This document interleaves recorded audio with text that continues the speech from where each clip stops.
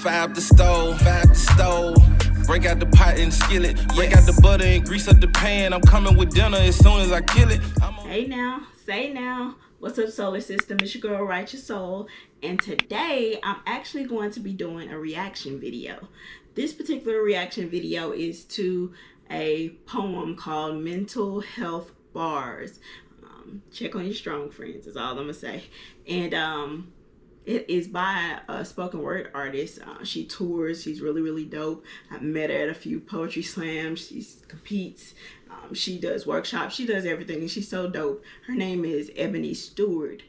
So right about now, I recorded this particular footage of her, and I'll make sure I leave the link to right about now, because if you're a poet or you love poetry, you'll be able to have access to so many more dope poets. All right, so we're going to get into this particular piece. Again, it's called Mental Health Barz, and it's by spoken word artist Ebony Stewart. I'm an artist, which also means I'm a creator because I create things. A storyteller since I have stories to tell, a visionary. I write about where I've been. These poems act as self-help. I'm a healer. Not always for myself, but one time a kid told me he almost killed himself, but he heard one of my poems and decided to keep living. And from that day forward, I was like... Sorry to stop this poem so early, but I can understand where she's coming from. There was a night when I wasn't supposed to go to a poetry show. I was booked for it, but something came up, and everything was happening, and it was one of those things where like you're just not going to make it to this particular show. And by the end of that show, after I had performed and all of that, a lady came to me with tears in her eyes, and she said she was alive because of me. She said she was thinking of ending her life, and because she heard that particular poem that night, she changed her whole mindset.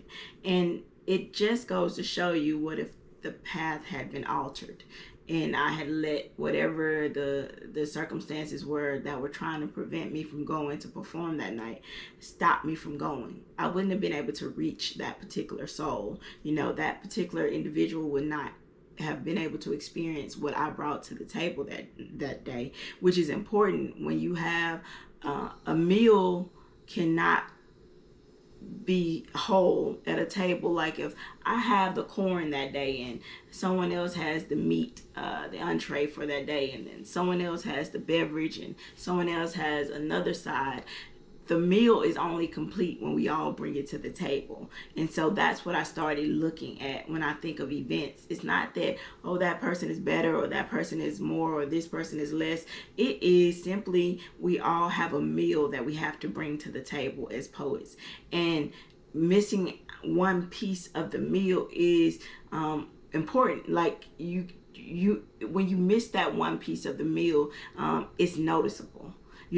But you never know what you had that you were supposed to bring to the table that someone else was supposed to digest until something like that happened. So I didn't want to stop this piece too many times throughout the poem even, but I definitely didn't want to stop it so early on. But I wanted to tell y'all that even as poets, if you're listening, or people that are listening who value poets or who sees what we're doing, and you guys they're giving us chances and they're giving us a snapping finger or a helping hand, whatever it is, or saluting us all the way. But thank you, because honestly, we run into people where we affect their whole course, based on a small thing that we feel like we did was small, but to them it was their life. So salute to you, Ebony, for showing up that day, because you could have found a million reasons not to. So here we go. We're gonna get right back into it.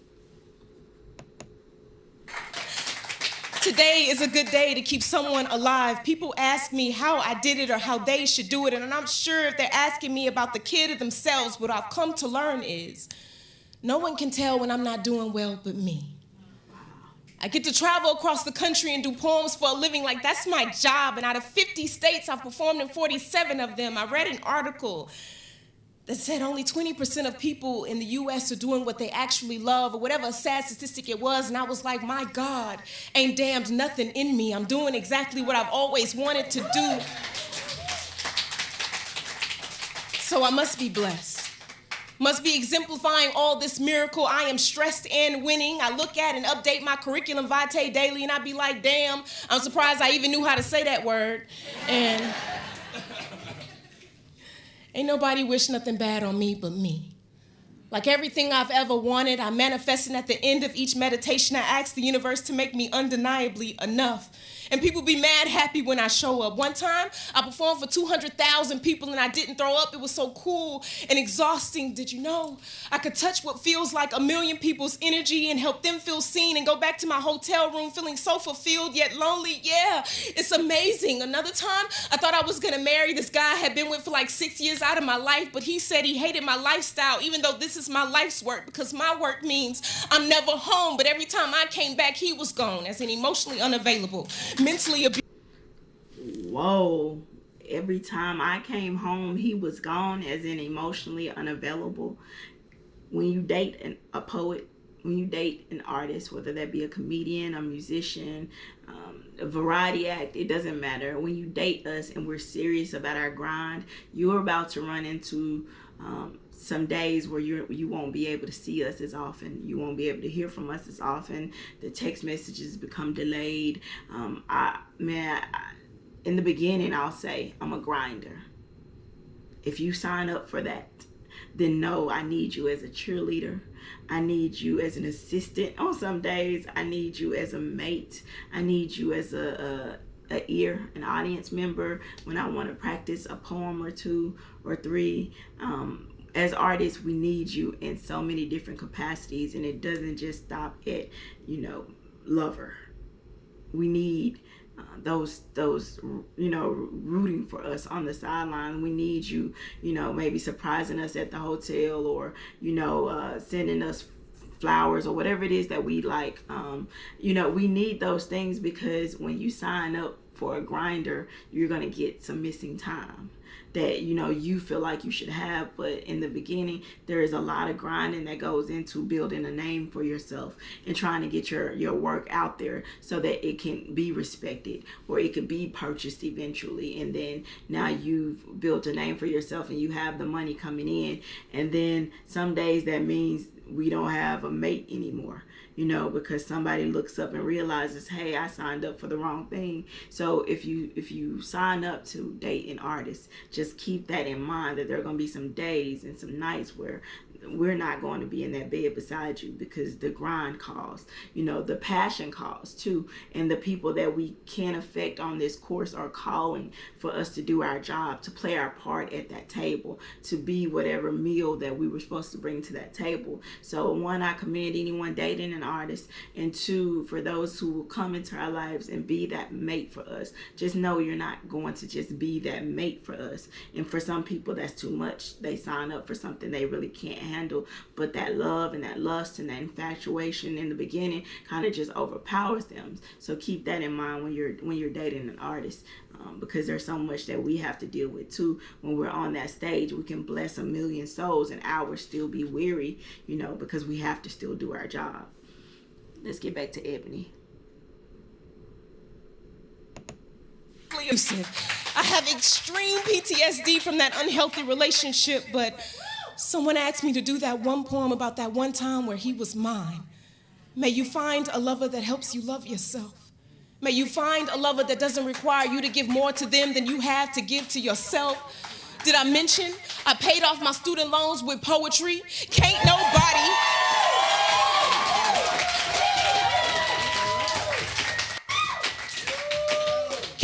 tell me I'm not the shit but me.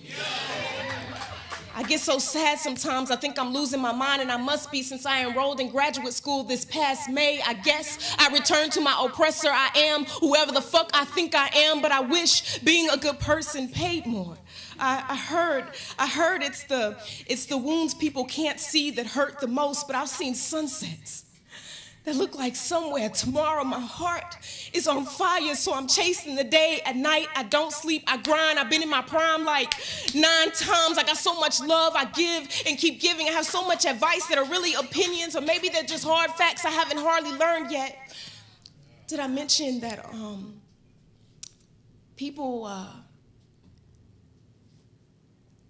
comment on how I'm doing by mentioning my weight. And here I am, some foolish somebody that didn't actually hate the way they look today. But you right, girl, must be the depression. But I'm the kind of giant that's been through what I've been through and you can still depend on. Amen. I gave all that I had. And you ain't never known a black woman who ain't did that. My friends call on me when they're down and out or just in need. And what good is a God that can't speak life into somebody? Check on your strong friends. Check on your strong friends. Check on your strong friends. I'll pause there just so y'all can check on your strong friends. We are not always okay, and I say we because I consider myself a very strong friend. There are days when we want to give up. There are days when we're waiting for that call or that text, and when we're tired of being the first call or the first one to text. There are days when being a strong friend just has its disadvantages, and she is reminding you guys to check on those friends that you consider to be ones that you want to keep around. You know, there are those days when quitting seems easy, or you know, when you're down to rock bottom and people have left, or you're trying to figure out yourself that day or what you bring to the table. There are times when we just need someone to check on us. You know, it's not that we are going to give up. It's just a matter of we just need that pat on the back that day, that someone saying, hey, you matter, and thank you for showing up in my life, and thank you for showing out.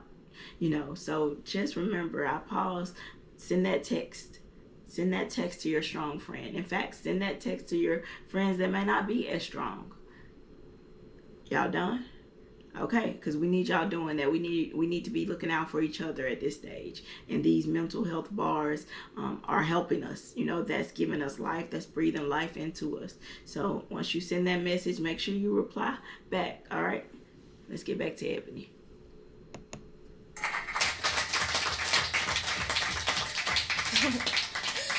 Don't believe us. I promise we're pretending. Have you ever tried to tell someone you're not okay and they're like, you're good, and you're like, but I'm not, and they're like, you got this, and you're like, but I don't, and they're like, keep going, and you're like, okay, thank you. You're right. Deep breaths are important. I could do this with my eyes closed. I'm so overwhelmed that one time I was drowning and screaming, but everybody thought I was swimming and smiling. I died in that dream, and then I woke up on an airplane flying to a different country to do poetry. I'm so blessed. I'm so blessed. I'm so blessed that my heart is racing. My mind is crazy. I'm probably dehydrating. Traveling does awful things to the body, but the one thing I can tell you about being successful is that you have to love what you're doing. Can't nobody steal my joy. Can't nobody steal my joy, not even myself.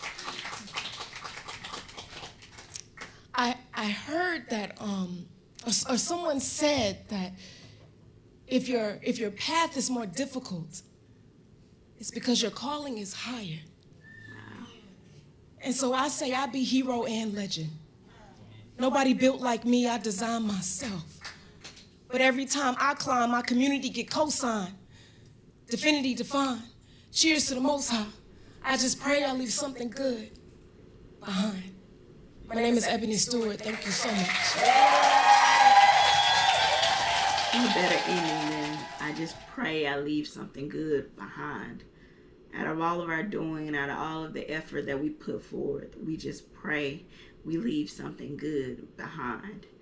That was filmed by Right About Now, based in Texas. I will make sure that I include the link to their YouTube page or Ebony's in the description below, so you guys can check out more poets that are climbing, that have already made it, and that are just amazing at what they do, and that speaks to the mind, body, and soul. We need that from now on. You know, remember, I know it's my world, you know it's my world, but it really isn't a world without you in it. Be sure to subscribe, be sure to comment, talk to me, I talk back. You know, be sure to like, be sure to share it on your social media pages. Right now we're just trying to get more of the word out, you know. So thank you guys, and remember, hey now, say now, and we're out.